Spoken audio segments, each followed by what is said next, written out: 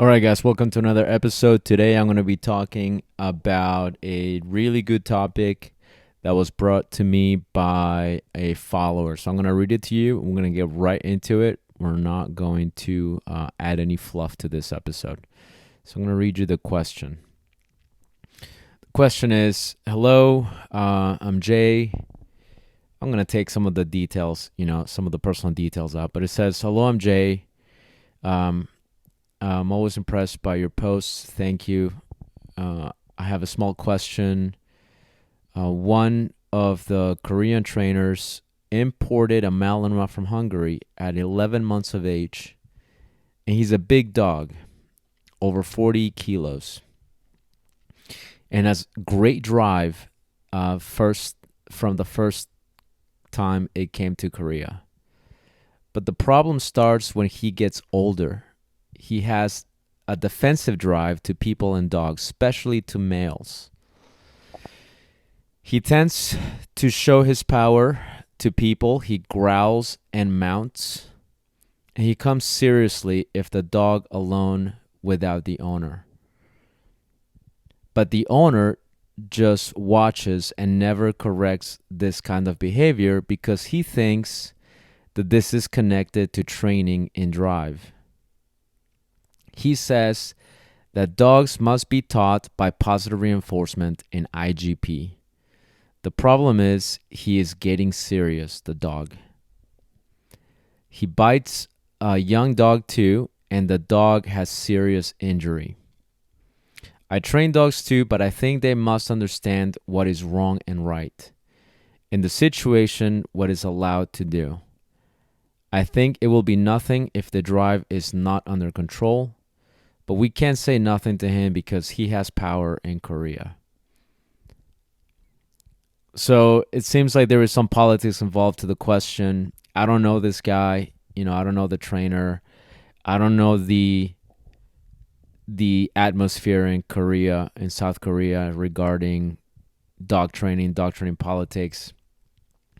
But what I get out of the question is, it's a big dog that was imported at 11 months of age. The trainer has a big influence in that area, and so a lot of people either don't say anything to him, or what they do say to him, he's already made up his mind that he's not going to listen to. And what I'm gathering from this question is that he is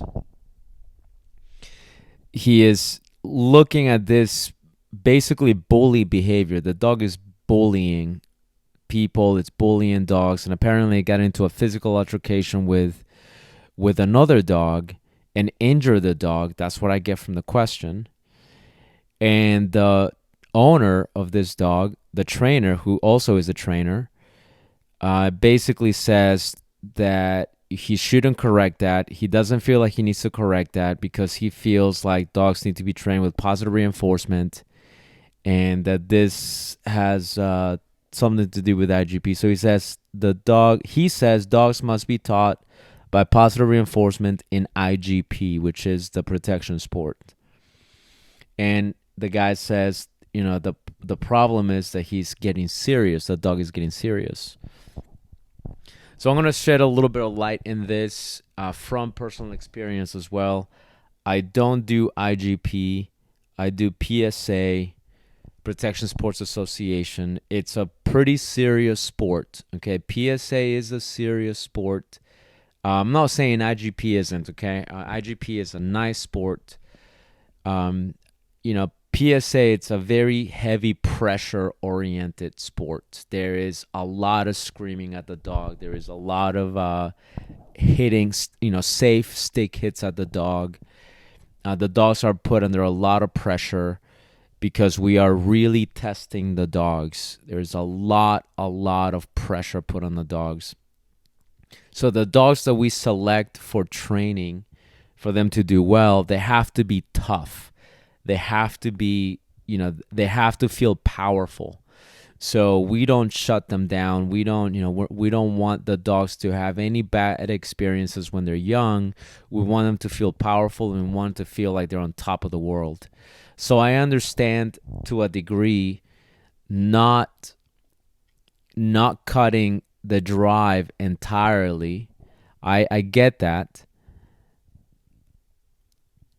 I understand where the guy is coming from. Right? He might be following somebody's advice. I don't know if the guy's working with somebody or not. I don't think the guy who sent me the question knows. But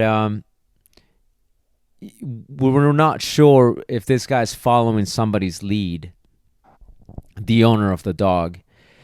But whether he's following somebody's lead directly or indirectly, meaning he's following somebody's advice, without the person necessarily knowing his dog, whatever the case might be, he's under the impression that he should just let his dog be an asshole and hump people and mount them and get in fight with dogs, because if he does something, it will somehow affect the dog's performance on the field. And here's what I'm going to tell you from experience. If you addressing this on your dog ruins him on the field, you don't have the right dog to begin with. If I have to correct my dog for a social situation, something that is not related to the field, if I have to correct him because he's mounting somebody or he's being rude to another dog, and I have to let him know, hey, knock that off, right? And I have to use pressure to do that. If that ruins him in the sport field, right? If me giving him a correction makes him go, oh my God, I don't want to do bite work anymore. I don't want to do IGP anymore, or PSA in my case. I don't want to do it anymore. And this dog is a year old, then I don't have the right dog. If your dog will melt because you told him knock that off, and that makes him melt in the sports field, you don't have the right dog. I understand if the dog is a puppy, if the dog is 10 weeks of age and you get a little bit too hard on him, I can see the puppy becoming a little bit handler sensitive, right? So the fear of, I made a similar episode on this. It's kind of along the same lines, but it's more related to puppies biting. Malinois puppies, German Shepherd puppies they're known, especially Malinois puppies are known for just nipping at everything, right? That's just exploratory behavior. They're just putting their mouth on everything. That's what being a puppy is when you're a Malinois or one of the other herding breeds. You're gonna put your mouth on things if you're a puppy. But this case is a little bit different, right? They're somewhat related, and in that episode I talked about how the puppy is not necessarily going to get ruined if you address that nipping, right? But I also say, but you also need to be careful, because you do have to realize and understand that it is a puppy. It is going to put his mouth on a lot of things. This is a different case. This is a grown-ass dog. And, the dog is 11 months old. Maybe it's a year old, right? Maybe it's a little bit more than a year old at this point. It's not a puppy anymore. It might be an immature dog. It might be a slow maturing dog. I don't know the dog, so I'm not going to assume that I know the details. But what I'm getting at is, this is not a puppy. This is an adult dog. And the adult dog is already becoming a hassle in social situations. It's becoming dangerous from what I gather. It's already injured a dog. It's humping and it's getting serious with people. This is a serious behavior that if it goes unchecked, will turn into the dog injuring a person. And this is where, I don't care who you ask. I don't mind if it's me, somebody else, whoever you ask will give you the same answer. You need to address that. I don't care who you ask. Even if you ask a purely positive trainer, a diehard, force-free person, they're going to tell you the same thing. You need to address that. Nobody's going to tell you, hey, no, that's fine. Just let it happen. Let it happen, because if you try to address it, it will affect his performance on the field. Nobody will tell you that. If anybody tells you that, either A, you are not understanding what they're telling you, you're misinterpreting what they're saying, or B, they're just giving you the wrong advice, maybe because they don't have all the details. I'm not saying they're purposely giving you the wrong advice. Maybe they are, because there are details that they don't know. Or maybe they just don't know anything, period, and they're just telling you, no, just let your dog bite other dogs and bite people and hunt people, and you shouldn't do anything about it because that's going to affect their workability on the field. If they're telling you that, they don't know what they're talking about. So it's either that happening or you're misinterpreting what they're trying to tell you. But that needs to be addressed. And what I'm saying is, dogs understand context. They really, truly do. Okay, there is social situations. These are your everyday, outside of the field situations and environments. And then there is the sports field situation. Okay, dogs understand the difference. This is called stimulus control. They know, okay, they understand that there is a difference, and that sometimes the context will change, and they understand the difference in pictures. So if my dog were to act very inappropriate, and it's my grown ass dog and my 1.5-year-old dog, and he like starts humping a person, starts putting his paws on them and starts nipping at them, and this is not a sports context. If they're doing that, I know and they know this is a social context. This is different than my dog being in the sports field, in the training field, doing a bite session. This is very, very different, especially in IGP, because in IGP, you're using wedges, you're using pillows, you're using sleeves. Right? You're not using hidden sleeves. You're not doing muzzle work like we do in PSA. We're not doing any of that. You're making it much more clear to the dog in IGP that you're doing something different than a social situation. Yes, in IGP, the helpers will use defensive work. Okay, they will trigger some defense drive out of the dog. They want the dog to be triggered into a little bit of that aggression and get nice and vocal and loud and intense. But even then, the dog understands the difference in context. So your dog should not be a liability, should not be a hassle to anybody just because it's a sport dog. Okay?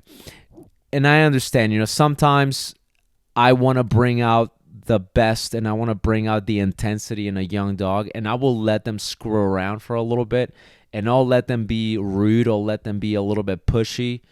That has its purpose. There's a time and a place for that, to bring out that intensity in the dog overall in every single context. Sometimes I will let them be a little bit, a little bit rascal about, their behavior.